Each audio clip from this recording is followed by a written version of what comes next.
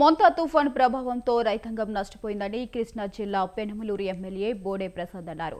తుఫాన్ ప్రభావిత ప్రాంతాల్లో పర్యటించిన ఆయన పంట నష్టాన్ని పరిశీలించి రైతులను పరామర్శించారు. వీలైనంత త్వరగా పంట నష్టం అంచనా నివేదికను తయారు చేసి ముఖ్యమంత్రికి అందజేస్తామన్నారు.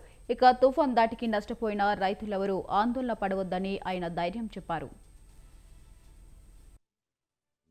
ఇంతకుముందు తుఫాన్లన్నీ కూడా పంట తయారైపోయే సమయంలో ఎప్పుడన్నా ఒకసారి తుఫాన్లు వచ్చాయి.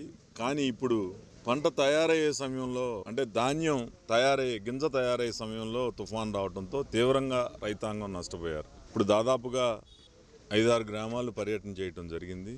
ప్రతి గ్రామంలో కూడా రైతాంగం ఆందోళనలో ఉన్నారు. ఎందుకనంటే పెట్టుబడి ఈరోజు ఎరువుల దగ్గర నుంచి ఊడుపు నారు తయారైన దగ్గర నుంచి పంట చేతికి వచ్చేదాకా దాదాపుగా 30-35 వేల రూపాయల దాకా ఖర్చు అవుతూ ఉంది. పెట్టుబడి పెట్టేసి ఈ రోజున రైతాంగం ఆకాశం వెంక చూస్తూ ఉంటే అనుకోకుండా ఈ తుఫాను విరుచుకు పడిపోవడంతో వరి చేలన్నీ కూడా మరి నేల కొరిగినాయి. రైతాంగం తెలియజేసిన విషయం ఏంటంటే ఆ పంటని ఇక దమ్ము చేసుకోవాల్సిందే తప్పితే ఇక అది ఆ గింజ అనేది తయారవదు అని చెప్తా ఉన్నారు.